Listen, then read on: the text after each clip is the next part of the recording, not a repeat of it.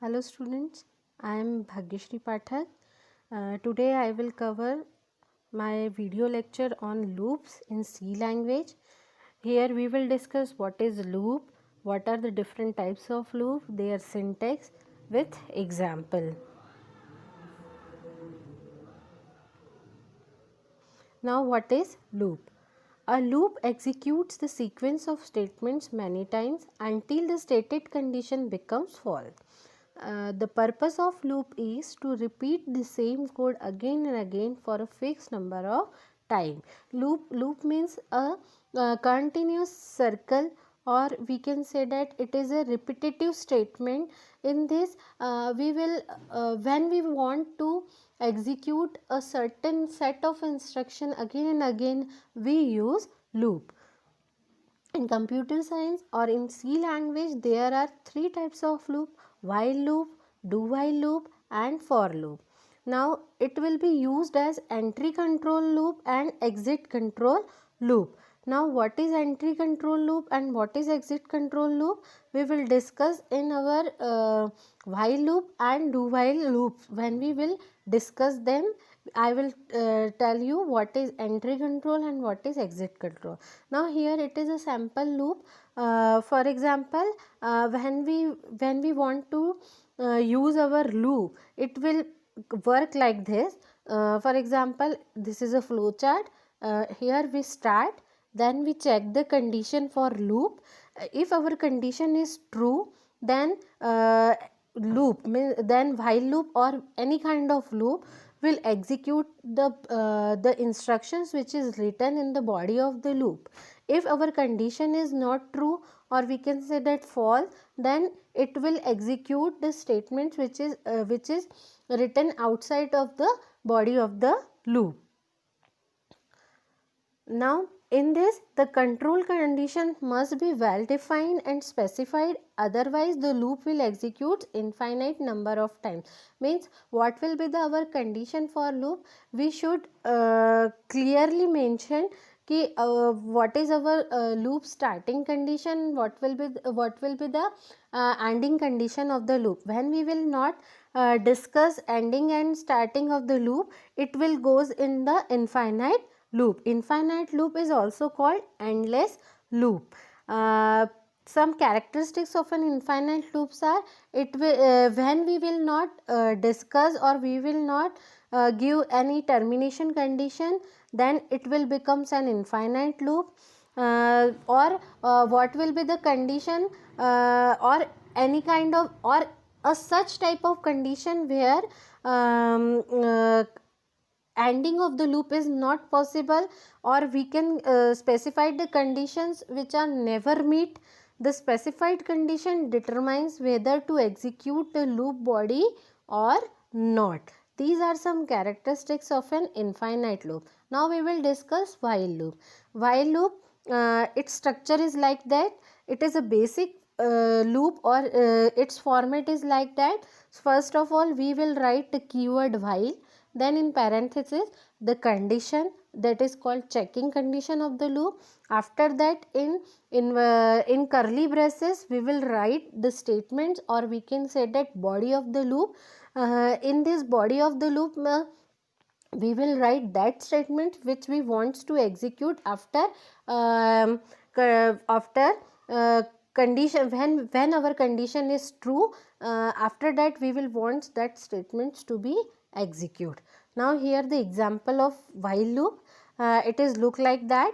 For example, when we want to print our numbers from 1 to 10, that is we want the number 1 2 3 4 5 6 7 8 9 10. That's why we will write a loop here, and we are using loop which is while loop. For this we define an integer number, and we will initialize it with 1. Then we write while into bracket number is less than equals to 10. It is our looping condition. Then in curly braces we will write body of the loop. Here we wants to print the number and incremented it by 1. Therefore printf %d comma number, then number plus plus. This code indicates incrementation of the operation. So we will see that in this example there is three parts: initializing the variable, while loop with condition, and incrementation. Every loop contains three conditions. Number one is initializing the variable, then checking condition, and after that incrementing the operator. Okay, incrementing the condition, है ना. So the output of this is 1 2 3 4 5 6 7 8 9 10.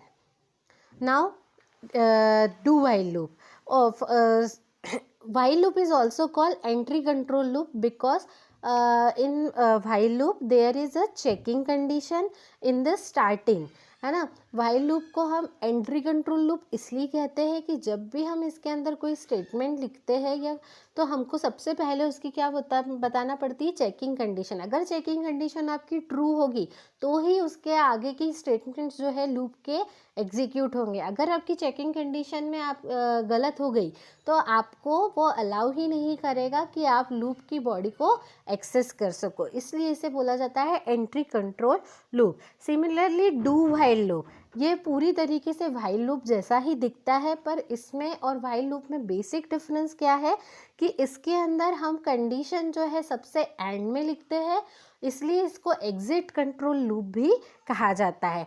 इसके नाम से समझ में आ रहा है, do means whatever we want to perform we will write before the checking condition, है ना. बिफोर चेकिंग कंडीशन के पहले हम सारा हमारा बॉडी ऑफ द लूप लिखते हैं जो कि हम करवाना चाहते हैं. That's why it is called do and then while. और इसमें और व्हाइल लूप में बेसिक डिफरेंस ये है कि व्हाइल लूप में कहीं पर भी टर्मिनेशन के लिए सेमीकोलन का यूज़ नहीं करते हैं, पर डू व्हाइल लूप के अंदर हम सेमीकोलन का यूज़ करते हैं. इसलिए इसको क्या कहा जाता है, एग्जिट कंट्रोल लूप. इस लूप की एक और खासियत यह भी है कि इसके अंदर हमारी कंडीशन चाहे ट्रू हो या फॉल्स हो, एक ना एक बार तो हमारा लूप जो है वो एग्जीक्यूट होता ही होता है. इसलिए इसको हम एग्जिट कंट्रोल लूप भी कहते हैं क्योंकि इसके अंदर ऑपरेशंस जो है वो पहले परफॉर्म होता है, या फिर कह लीजिए हमारा इंस्ट्रक्शन जो है वो पहले एग्जीक्यूट होता है, फिर कंडीशन चेक होती है. इसलिए डू व्हाइल लूप को हम एग्जिट कंट्रोल लूप कहते हैं. इसका सिंटेक्स किस तरीके से होता है, सबसे पहले हम लिखते हैं डू, फिर करली ब्रैकेट्स के अंदर हम हमारे स्टेटमेंट्स लिखते हैं जो कि हम एग्जीक्यूट करवाना चाहते हैं, और उसके बाद हम लास्ट में लिखते हैं व्हाइल, और पैरेंथेसिस के अंदर हमारी चेकिंग कंडीशन डालते हैं जो कि हमारा एक्सप्रेशन कहलाती है, और फिर इसको टर्मिनेट करते हैं सेमीकोलन के साथ. अब चलिए एक एग्जाम्पल देख लेते हैं. इसके अंदर हम ये सब पहले डिस्कस कर चुके हैं. हम क्या करते हैं, सबसे पहले नंबर इनिशलाइज करते हैं, फिर डू लिखा है इसके अंदर. मैंने इसके अंदर एक प्रोग्राम बनाया जिसमें कि हम टेबल प्रिंट करवा रहे हैं. तो हमने क्या लिखा है, printf %d, 2 into number, then number plus plus, then while number is less than equals to 10 semicolon and return 0.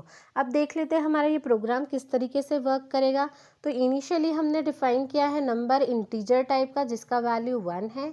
फिर मैंने डू लिखा है, क्या करें डू, तो प्रिंटफ स्टेटमेंट में गए तो %d 2 इंटू नंबर मतलब 1, 2 इंटू 1 हमारा क्या हो गया, 1 आ गया. तो हमारे प्रिंटफ ने क्या किया, 2 को प्रिंट कर दिया. फिर इंक्रीमेंट हुआ किससे, 1 से. तो अब हमारा नंबर क्या हो गया है, 2. अंदर आए, कंडीशन तो अभी हमने चेक ही नहीं की है, ठीक है. तो ये क्या हुआ, 2 हो गया हमारा नंबर. अब इसने चेक किया कि 2 is less than equals to 10. हाँ, हमारी कंडीशन जो है वो ट्रू हो गई. अब 2 इंटू 2 4, फिर इसी तरीके से 6 7 8 9 6, फिर उसके बाद में 8, फिर इसके बाद में 10. ये तब तक चलता रह जाएगा जब तक कि हमारी कंडीशन ट्रू रहेगी.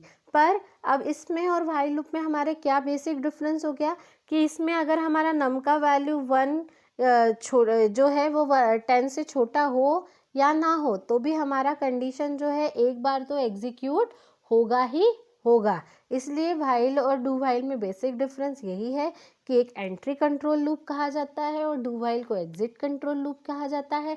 व्हाइल लूप में जो है आपकी चेकिंग कंडीशंस पहले होती है, डू वाइल लूप में आपकी चेकिंग कंडीशन एंड में होती है, वाइल में सेमीकोलन नहीं लगाते हैं, डू वाइल में सेमीकोलन लगाते हैं। फिर तीसरा आपका लूप आता है फॉर लूप। इस लूप को बहुत ज़्यादा इफ़िशिएंट लूप भी कहा जाता है क्योंकि इसका स्ट्रक्चर जो है वो बहुत इजी है, क्योंकि इसके अंदर हमारी तीनों नेसेसरी कंडीशन जो कि लूप के लिए ज़रूरी होती है, कौन कौन सी, आपकी initialisation, checking condition, incrementation and डिक्रीमेंटेशन, तीनों के तीनों हम एक साथ डिफाइन कर देते हैं। तो यह लूप जो है लिखने के हिसाब से बहुत ज़्यादा ईजी और कन्वीनियंट होता है, इसलिए प्रोग्रामर ज़्यादातर फॉर लूप का यूज़ करते हैं। तो इसका बेसिक स्ट्रक्चर कैसा है, फॉर करके हम पैरेंथेसिस के अंदर हमारी इनिशियल वैल्यू डिफाइन करते हैं, फिर सेमीकोलन लगाते हैं, फिर हमारी चेकिंग कंडीशन डिफाइन करते हैं, फिर सेमीकोलन लगा के हम इंक्रीमेंट या डिक्रीमेंट करने के लिए जो भी हमारी कंडीशन है वो लिखते हैं, और कर्ली ब्रैकेट्स के अंदर हम हमारे स्टेटमेंट्स लिखते हैं जो कि हम लूप के ट्रू होने पर एग्जीक्यूट करवाना चाहते हैं। तो चलिए इसका एक एग्जाम्पल देख लेते हैं। यहाँ पर भी हम नंबर्स को जो है 1 से लेकर 10 तक प्रिंट करा रहे हैं, जिसके लिए मैंने एक नंबर वेरिएबल ले लिया है इंटीजर टाइप का। फॉर करके मैंने ब्रैकेट में लिखा नंबर इक्वल्स टू 1, फिर semicolon, number is less than equals to 10, ये मेरी चेकिंग कंडीशन हो गई, फिर सेमीकोलन, फिर नंबर को मैं इंक्रीमेंट कर रही हूँ इसलिए नंबर प्लस प्लस किया, ब्रैकेट्स के अंदर कर्ली ब्रैकेट्स के अंदर मैंने लिखा printf %d inverted comma close comma number. तो अब ये क्या करेगा, मेरे नंबर को क्या कर देगा, प्रिंट कर देगा। तो यहाँ पर ये प्रोग्राम हमें क्या शो कर रहा है, नंबर्स जो है हमारे 1 से लेकर 10 तक के नंबर्स जो है ये प्रिंट करके हमको शो कर देगा। तो ये हमारे तीनों लूप का बेसिक स्ट्रक्चर है। हर लूप का अपना अपना एडवांटेज है ना। अब ये प्रोग्रामर पे डिपेंड करता है कि उसको कौन सा लूप कैसे और कहाँ लगाना है। जनरली तीनों लूप्स में से जो प्रोग्रामर होता है वो अपनी कंडीशन के हिसाब से लूप्स का यूज़ करता है।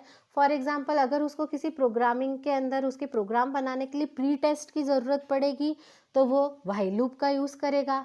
अगर उसे पोस्ट टेस्ट की ज़रूरत पड़ेगी तो वो डू व्हाइल लूप का यूज़ करेगा।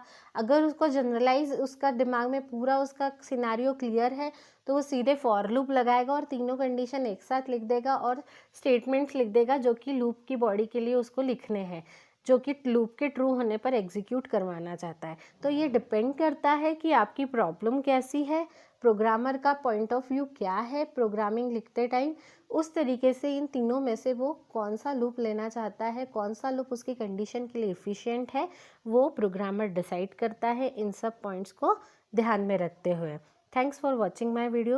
I hope you will understand what are the loops, what are the different kinds of loops, and what are the limitations of loop, and when we will use these types of loops. Thanks for watching my video.